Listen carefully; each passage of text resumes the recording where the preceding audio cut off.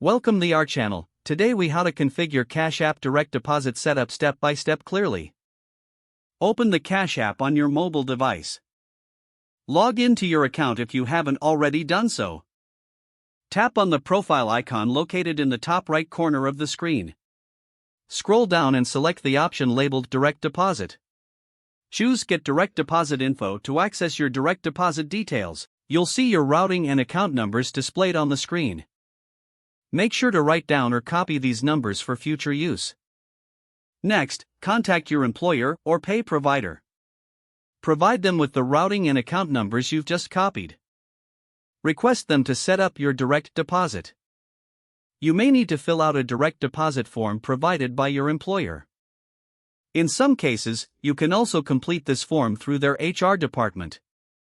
After submitting your direct deposit request, wait for confirmation from your employer.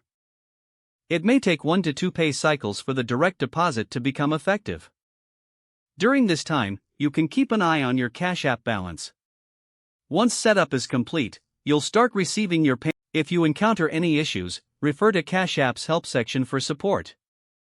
And that's how to configure Cash App direct deposit step by step. If the page does not load, refresh the browser or try again in a private or incognito window. Make sure you are using the correct email address, then retype it carefully to avoid small typos. If your password is not accepted, use the reset option and create a new strong password you can remember. Check your spam folder for verification or security emails, then complete any requested confirmation steps. Enable two-factor authentication if available to improve account security and reduce unauthorized access risk. After signing in, review your profile details so your contact information and settings are accurate and current. If you see an error message, note it down and try again after restarting your device and internet connection. Log out when you finish, especially on shared devices, to keep your account and payment information secure. If the page does not load, refresh the browser or try again in a private or incognito window.